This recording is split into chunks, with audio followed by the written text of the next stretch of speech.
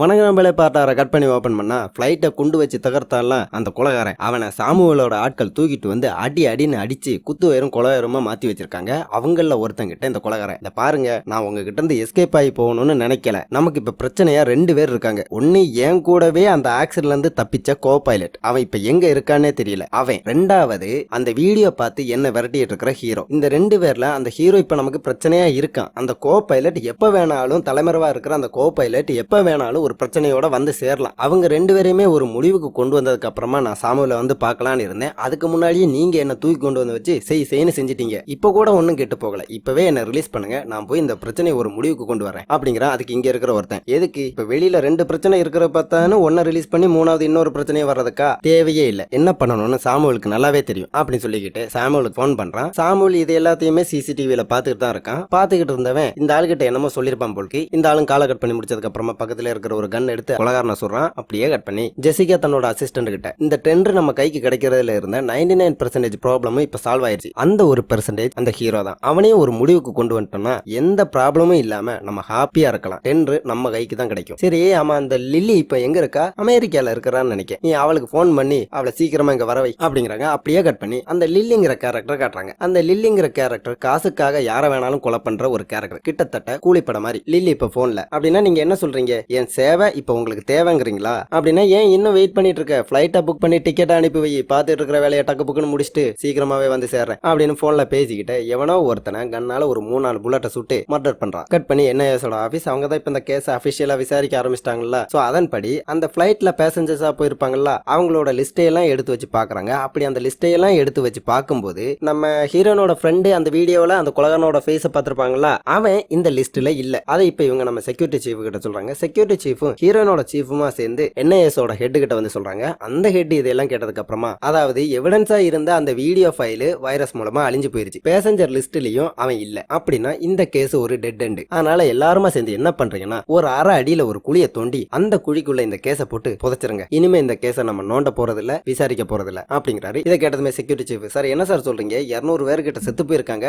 அதுல 110 பேர் கிட்ட நம்ம நாட்டு சிட்டிசன். அவங்க சாவுக்கெல்லாம் நீதி வேணும்னா நம்ம இந்த கேஸை எப்படியாவது கண்டுபிடிச்சு சால்வ் பண்ணணும் சார் அப்படிங்கிறாரு. அதுக்கு இந்த ஹெட், உனக்கு புரியல நினைக்க, இந்த கேஸுங்கிறது கிணறு வெட்ட பூதங்களமான கதையா? இந்த கேஸ் பின்னாடி தீவிரவாதிகளை தேடி போனோம்னா நம்ம வேற பக்கமா போறதுக்கு வாய்ப்பு இருக்கு. கடைசியில நம்ம தலை தான் உருளும். நம்ம தலையை நம்ம காப்பாத்திக்கணும்னா இதை இப்படியே விட்டுறதா நல்லது. சோ கேஸை புதைச்சிருங்க. இந்த கேஸை பத்தி வேற எவனுமே பேசக்கூடாது. இது ஒரு ஆக்சிடென்டாவே இருக்கட்டும் அப்படிங்கிறாரு. இதை கேட்டு இவங்க 2 பேரும் வேற வழி இல்ல, அதனால ஒத்துக்கிட்டு வெளியே வராங்க. ஒத்துக்கிட்டு அங்கிருந்து வெளியே வந்ததுக்கு அப்புறமா ஹீரோனோட சீஃப் இந்த செக்யூரிட்டி சீஃப் கிட்ட, இந்த கேஸ் இப்படி ஒண்ணுமில்லாம போனதுக்கு எனக்கு என்னமோ ஓ மேலதான் ஒரு சந்தேகமா இருக்கு. கரெக்டான டைமிங்ல, அதாவது அந்த வீடியோ எங்க கிட்ட தான் இருக்கு அப்படின்னு எங்களுக்கு தெரியறதுக்கு முன்னாடியே நீ அந்த இடத்துக்கு ஒரு செக்யூரிட்டி செக்கப்புக்காக வந்து அந்த வீடியோவை பறிமுதல் பண்ணிட்டு போன. அந்த வீடியோவை பறிமுதல் பண்ணிட்டு போய் கொஞ்ச நேரத்துக்கு அப்புறமா மீட்டிங் போட்டு இந்த கேஸை விசாரிக்கலாம்னு சொல்லி கொஞ்ச நேரம் ஆகிறதுக்கு முன்னாடி சிஸ்டத்துல வைரஸ் ஏறுது, அந்த வீடியோ காணாம போகுது. சோ அதனால கேஸும் இப்ப ஒண்ணும் இல்லாம போயிருச்சு. இதுக்கு பின்னாடி உன் கைகள் தான் இருக்கா அப்படிங்கிறாரு. அதுக்கு செக்யூரிட்டி சீஃப், என் கைகளாவே இருக்கட்டும், நீ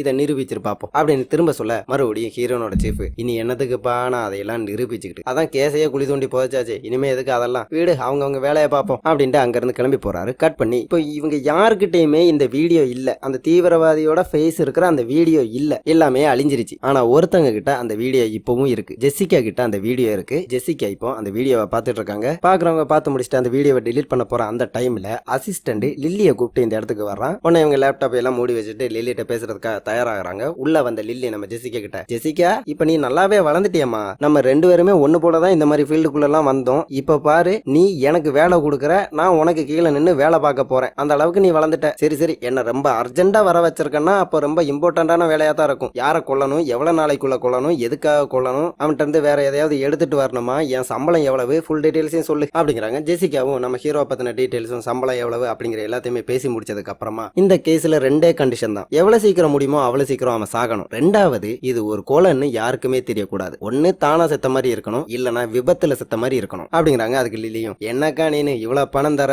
இதை கூட நான் பண்ண மாட்டேனா, பார்த்து பண்ணிடலாம் விடு அப்படிங்கிறாங்க. அப்படியே கட் பண்ணி ஃபிளைட்ல வந்துருக்கிற நம்ம ஹீரோ இந்த பைய கடந்த ஒரு 2-3 நாட்களா இல்ல கடந்த ஒரு சில நாட்களாவே நல்லா சாப்பிடாமவே சுத்திக்கிட்டு இருந்தான். அவனை ஃபிளைட்ல வர நேரத்துல ஹீரோயின் கட்டாயப்படுத்தி கொஞ்சம் சாப்பிட வைக்கிறாங்க. இல்ல நிறையவே சாப்பிட வைக்கிறாங்க. அவனும் ரொம்ப நாளைக்கு அப்புறம் கொஞ்சம் நல்லாவே சாப்பிடறான். சாப்பிட்டு பாத்ரூம்ல போய் வாந்தியும் எடுத்து இப்ப ரொம்ப வீக்கா இருக்கான். வாந்திக்கு காரணமானவங்களே அதுக்கு மெடிசனும் இப்ப கொடுத்துட்டு இருக்காங்க. அப்படி மெடிசன்லாம் கொடுத்து அவனை நார்மல் படுத்திட்டு இருக்கிற அந்த டைம்ல நீ எதுக்காக இப்படி நடந்துக்கிறேன்னு எனக்கு நல்லாவே தெரியும். எல்லாத்துக்குமே நான் தான் காரணம், நான் அவனை சரியா பாத்துக்கல, அதனாலதான் அவன் இறந்து போயிட்டான் அப்படின்னு உனக்குள்ள ஒரு குற்ற உணர்ச்சி இருக்கு. அதனாலதான் நீ இப்படி எல்லாம் பண்ற. என் அப்பா இறந்து போன போது நானும் கிட்டத்தட்ட உன்ன மாதிரி தான் இருந்தேன். சோ உன் வழி எனக்கு நல்லாவே புரியுது. இனிமே நீ அந்த குற்ற உணர்ச்சியில இருக்க வேண்டிய தேவையில்லை. ஏன்னா அந்த கேஸ் இப்ப NIS விசாரிக்க ஆரம்பிச்சிட்டாங்க. அவனை சீக்கிரமாவே கண்டுபிடிச்சிருவாங்க, அவனுக்கு தண்டனையும் வாங்கி கொடுத்துருவாங்க. சோ இனிமே அது நீ ரெஸ்ட் எடுக்க பாரு அப்படின்னு பேச்சு கொடுத்துட்டு ஹீரோவை நார்மல் ஆக்குறதுக்காக ட்ரை பண்றாங்க. கொஞ்ச நேரத்துக்கு அப்புறமா ரெண்டு பேருமே இப்ப ஃபிளைட்ல நல்லா தூங்கிட்டாங்க. ஹீரோ திடீர்னு முடிச்சு பார்த்தா ஹீரோயின் ஹீரோவோட தோல்ல சாஞ்சி நிம்மதியா தூங்கிட்டு இருக்கா. அவளை எழுப்பி விடுறதுக்கு மனசு இல்லாம அவ இன்னும் நல்லா நிம்மதியா தூங்கணும் அப்படிங்கிறதுக்காக தன்னோட தோலை கரெக்டா சரி பண்ணி கொடுக்குறான் அவளுக்காக. கட் பண்ணி இப்ப ரெண்டு பேருமே கொரியன் ஏர்போர்ட்ல வந்து சேர்ந்தாங்க. ரெண்டு பேருமே அப்படியே நடந்து வராங்க. ஏத்தாப்புல ஒரு ட்ராலில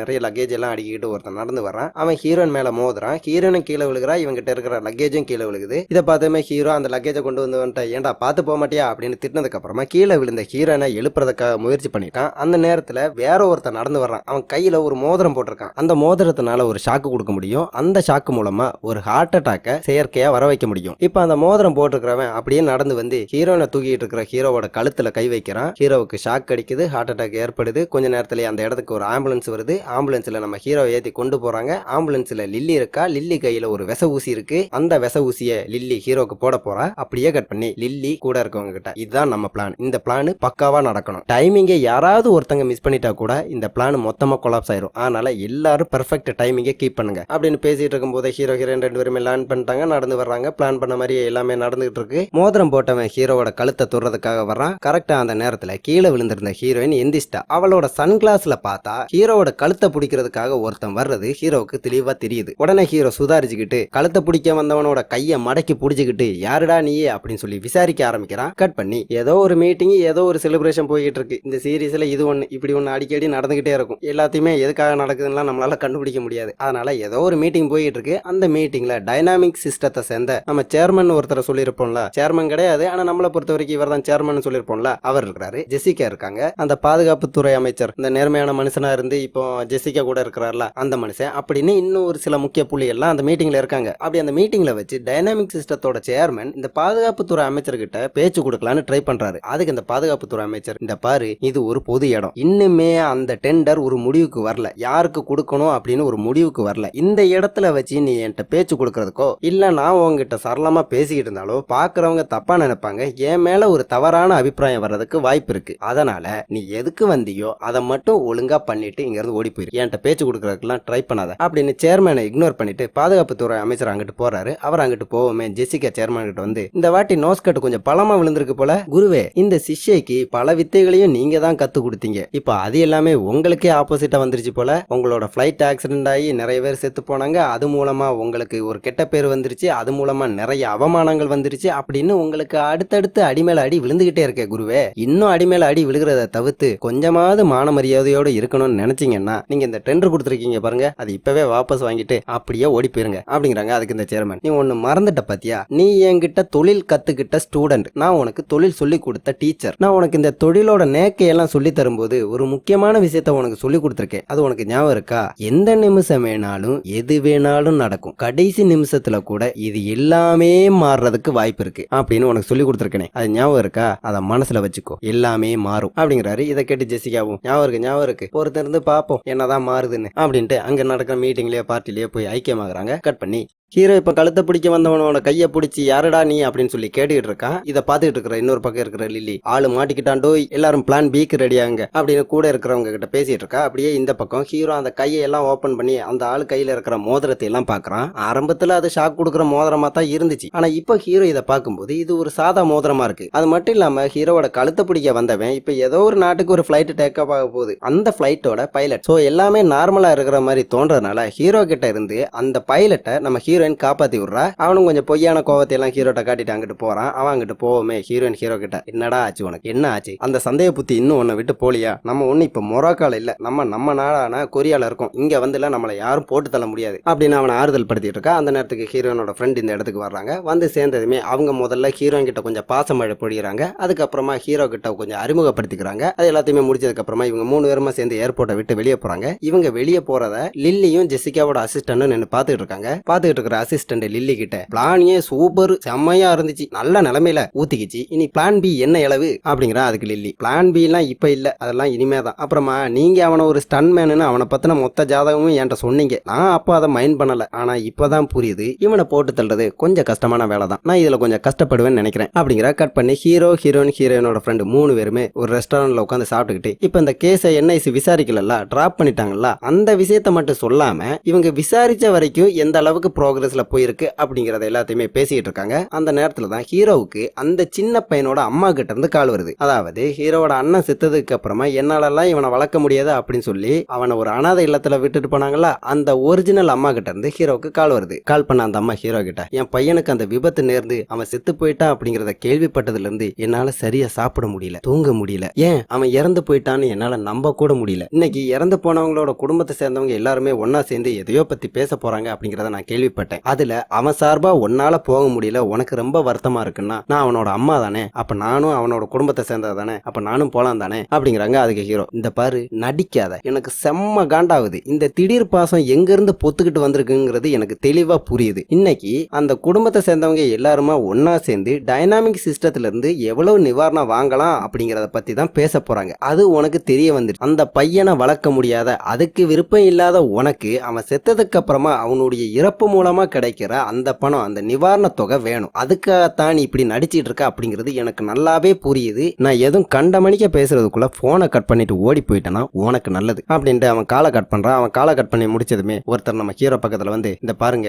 நீங்க யாருங்கிறது எனக்கு நல்லாவே தெரியும், ஆனா நான் யாருன்னு தான் உங்களுக்கு தெரியாது, நான் வந்து ஒரு பிரஸ்ஸை சேர்ந்தவன், பிளைட் ஆக்சிடென்ட் ஆகல, அது ஒரு தீவிரவாத தாக்குதல் தான் உங்களை போலவே எனக்கும் நல்லாவே தெரியும். பிளைட் ஆக்சிடென்ட் ஆகுறதுக்கு ஒரு நாளுக்கு முன்னாடி இங்க இருக்கிற ஏர்போர்ட் போலீஸுக்கு இந்த மாதிரி பிளைட் ஆக்சிடென்ட் ஆக போகுது அப்படின்னு ஒரு இன்ஃபர்மேஷனும் கிடைச்சிருந்துச்சு. அந்த இன்ஃபர்மேஷன் கிடைச்ச லேடி அதை மத்தவங்க கிட்ட இன்ஃபார்ம் பண்றதுக்கு முன்னாடியே எப்படியோ அவங்க மயக்கம் போட்டு விழுந்தாங்க. அதுக்கப்புறமா பார்த்தா அவங்க கோமாக்கே போயிட்டாங்க. போலீஸ் இவங்க கோமாக்கு போனதை பத்தியோ இல்லனா அவங்களுக்கு வந்து அந்த இன்ஃபர்மேஷனையோ பத்தி விசாரிக்கிறத விட்டுட்டு இதை பத்தி பேசுறவங்களோட வாயை மூட ஆரம்பிச்சிட்டாங்க. இது எல்லாமே மர்மமா இருக்கு. இதையெல்லாம் வச்சுதான் நானும் இது ஒரு தீவிரவாத தாக்குதல் தான் அப்படின்னு ஒரு முடிவுக்கு வந்தேன். அந்த நேரத்துல தான் நீங்களும் இது ஒரு தீவிரவாத தாக்குதல் தான் அப்படின்னு சொல்லிக்கிட்டு இருக்கிறதா நான் கேள்விப்பட்டேன். சோ இதை பத்தி நம்ம கொஞ்சம் டீடைலா பேசுவோமா? எனக்கு தெரிஞ்ச இன்ஃபர்மேஷனை நான் உங்களுக்கு தர்றேன், உங்களுக்கு தெரிஞ்ச இன்ஃபர்மேஷனை நீங்க எனக்கு தாங்க. ஆனா அது இங்க வச்சு வேண்டாம், நீங்க என்ன ஏன் இடத்துல வந்து பாருங்க. அது வரைக்கும் நம்ம இப்ப பேசிக்கிட்டோமே இந்த விஷயம் வேற யாருக்குமே தெரியாம பாத்துக்கோங்க. இப்ப உங்க கூட வந்திருக்காங்களே என்ஐஎஸ் சேர்ந்தவங்க, அவங்களுக்கு கூட இந்த விஷயம் தெரியாம பாத்துக்கோங்க. ஏன்னா இந்த விஷயத்துல நம்ம யாரையுமே நம்ப முடியாது அப்படின்னு பேசிட்டு இருக்காரு. அந்த நேரத்துல ஹீரோனோட ஃப்ரெண்ட் சாப்பிட்டுட்டு வெளியே வராங்க. அவங்க வெளியே வராம இவரும் சரி சரி இதை நான் கிளம்ப வேண்டிய நேரம், போயிட்டு வரேன் அப்படின்ட்டு அந்த இடத்த விட்டு கிளம்புறாரு. வெளியே வந்த ஹீரோனும் ஃப்ரெண்டும் வந்துட்டு பேசி இருந்தது யாரு அப்படின்னு சொல்லி கேட்கறாங்க. அந்த ஆளு தான் இதை பத்தி யார்ட்டையுமே பேச வேண்டாம் அப்படின்னு சொல்லியிருக்காங்களா, அதனால ஹீரோவும் இல்ல சும்மா அவர் இந்த பக்கம் போறதுக்கு அட்ரஸ் கேட்டாரு அப்படின்னு சொல்லி சமாளிக்கிறான். சமாளிச்சு அவங்க 2 பேருமே அந்த இடத்துல இருந்து அனுப்பி வச்சதுக்கு அப்புறமா அந்த பிரஸ் சேர்ந்து அந்த ரிப்போர்ட்டரை வந்து பாக்குறான். ரிப்போர்ட்டரை வந்து பார்த்து இது வரைக்கும் நம்ம என்ன பார்த்தோமோ நமக்கு என்ன தெரியுமோ அதை ஒருத்தர் மாத்தி ஒருத்தர் பேசிக்கிறாங்க. இப்ப வரைக்குமே இந்த தீவிரவாத தாக்குதலுக்கு பின்னாடி இருக்கிற ரீசன் யாருக்குமே தெரியாது, ஹீரோவுக்கும் தெரியாது. இப்ப இந்த இடத்துல வச்சு அந்த ரிப்போர்ட்டர் தான் அந்த போர் விமானங்கள் வாங்குற சம்பந்தமா ஒரு டெண்டர் இருந்துச்சுல, அதுதான் இந்த தாக்குதலுக்கு பின்னாடி இருக்கிற ரீசனா இருக்குமோ அப்படின்னு எனக்கு சந்தேகமா இருக்கு அப்படின்னு அந்த ரீசனை ஹீரோ கிட்ட சொல்றாரு. அப்படி இவங்க 2 பேரும் கொஞ்ச நேரம் அவர் ஹோட்டல்ல உட்காந்து பேசினதுக்கு அப்புறமா 2 பேருமே அந்த ஹோட்டலை விட்டு வெளியே வர்றாங்க. இவங்க 2 பேரும் அந்த ஹோட்டலை விட்டு வெளியே வரத ஆபீஸுக்கு போறதுக்காக கார்ல ஹீரோனோட ஃப்ரெண்டும் ஒரு சிக்னல்ல வெயிட் பண்ணிட்டு இருக்காங்க. அவங்க பாத்துறாங்க. பார்த்ததும் இவங்க 2 பேருமா சேர்ந்துக்கிட்டு அவங்கள ஃபாலோ பண்ண ஆரம்பிக்கிறாங்க. இப்ப இந்த ரிப்போர்ட் நம்ம ஹீரோவை இன்னொரு ஹோட்டலுக்கு கூட்டு வந்திருக்கான். ஏன்னா இந்த சம்பவத்தை பத்தி இவங்க 2 பேரை விடையும் இன்னும் கொஞ்சம் அதிகமான டீடைல்ஸ் தெரிஞ்ச வேற ஒருத்தன் இந்த ஹோட்டல்ல ஒரு ரூம்ல தங்கியிருக்கான். அவனை பார்த்து பேசுறதுக்காக தான் இவன் இப்ப ஹீரோவை கூட்டு வந்திருக்கான். ஹீரோ இந்த இடத்துக்கு கூட்டு வந்ததுக்கு அப்புறமா அவனுக்கு போன் பண்ணி நான் அந்த மாதிரி வந்து சேர்ந்துட்டேன், அவரையும் கூட்டு வந்திருக்கேன் அப்படிங்கிறான். அதுக்கு அந்த பக்கத்துல இருந்து பேசுறவன் நீ மட்டும் இப்ப தனியாவா, அவங்ககிட்ட நான் பெற பேசிக்கிறேன் அப்படிங்கிறான். இதை கேட்டு ரிப்போர்ட்டர் ஹீரோவை வெயிட் பண்ண சொல்லிட்டு அந்த ஆளை பார்த்து பேசுறதுக்காக அந்த ஆள் இருக்கிற ரூமுக்கு போறான். கட் பண்ணி பேசிட்டு வரேன்னு ரூமுக்குள்ள போனவன் போய் கிட்டத்தட்ட 1 மணி நேரம் கிட்ட ஆயிருச்சு, இன்னும் வெளியே வரல. ஹீரோ வெளியே காத்துக்கிட்டு இருக்கான். உள்ள போன இவங்க 2 பேரும் வெளியே வர்றதுக்காக வெளியே ஹீரோயினும் அந்த ஃப்ரெண்டும் கார்ல காத்துட்டு இருக்காங்க. ஹீரோ ரொம்ப நேரம் வெயிட் பண்ணி அவனை காணாதனால அவன் ஒரு ரூம் நம்பர் சொல்லிட்டு தான் அந்த ரூமுக்குள்ள தான் போயிருப்பான். அந்த ரூம் முன்னாடி வந்து கதவை தட்டுறான். உள்ள நோ ரெஸ்பான்ஸ். அதனால கதவை திறந்துட்டு உள்ள போறான். உள்ள போய் பார்த்தா அந்த ரிப்போர்ட்டர் குத்துயிரும் கொலையுருமா உயிருக்காக போராடிட்டு இருக்கான். அப்படி உயிருக்காக போராடிட்டு இருக்கிற அந்த ரிப்போர்ட்டர் கிட்ட போய் என்னாச்சு உங்களை யார் இப்படி எல்லாம் பண்ணா அப்படின்னு சொல்லி ஹீரோ கேள்வி கேட்கறான். அதுக்கு அந்த ரிப்போர்ட்டர் எந்த பதிலுமே பேசாம ஹீரோ கிட்ட தான் கைவசம் இருந்த ஒரு பெண்ணை எடுத்து கொடுத்துட்டு செத்து போறான். இதை பார்த்து முதல்ல அதிர்ச்சியான ஹீரோ அவர் கொடுத்தாருல அந்த பெண்ணை எடுத்து முதல்ல பத்திரப்படுத்தினதுக்கு அப்புறமா போனை எடுத்து போலீஸுக்கும் ஆம்புலன்ஸுக்கும் இந்த மாதிரி இங்க ஒருத்தர் உயிருக்காக போராடி இருக்கிறாரு இல்லைன்னா செத்து போயிட்டாரு அப்படிங்கறத இன்ஃபார்ம் பண்ணியிருக்கான். அந்த நேரத்துல ஹீரோவை கொல்றதுக்காக ஹீரோ பின்னாடி மர்ம நபர் ஒருத்தர் வந்து நிக்கிறாரு. அப்படியே கட் பண்ணி இன்னைக்கான வீடியோவை நான் இதோட முடிச்சுக்கிறேன். ஹீரோயின் ஹீரோ கிட்ட நம்ம இங்க இருந்தா எதையுமே எங்கேயுமே தேட முடியாது, கண்டுபிடிக்க முடியாது, இங்க இருந்தா நம்ம உயிருக்கு ஆபத்து அப்படின்னு சொல்லி கன்வின்ஸ் பண்ணி தான் மொராக்கோல இருந்த ஹீரோவை கொரியாவுக்கு கூட்டு வந்திருப்பா. இங்க வந்து பார்த்தா இந்த என்ஐசி இப்ப அந்த கேஸை டிராப் பண்ணிட்டாங்க. இங்க வச்சும் ஹீரோட உயிருக்கு ஆபத்து வரவும் ஆரம்பிச்சிருக்கு. இது எல்லாத்தையுமே எப்படி ஒரு முடிவு கொண்டு வருவாங்க அப்படிங்கறத நான் உங்களுக்கு தெரிஞ்சுக்கணும்னா வர பார்த்தா மிஸ் பண்ணிடாம பாத்துருங்க. சோ அவ்வளவுதான். நீங்க நம்ம சேனலுக்கு புதுசா இருந்தா மறக்காம சப்ஸ்கிரைப் பண்ணி ஆல் போட்டு வச்சுக்கோங்க. அப்ப தான் நான் போற ஒவ்வொரு வீடியோவும் நீங்க மிஸ் பண்ணாம பார்க்க முடியும். வீடியோ பார்த்து பிடிச்சிருந்துச்சுன்னா வீடியோக்கு லைக் பண்ணுங்க, கமெண்ட் பண்ணுங்க, ஷேர் பண்ணுங்க. மறுபடியும் அடுத்த பாட்டோட வந்து நான் உங்களை மீண்டும் சந்திக்கிறேன். அது வரைக்கும் நன்றி, வணக்கம்.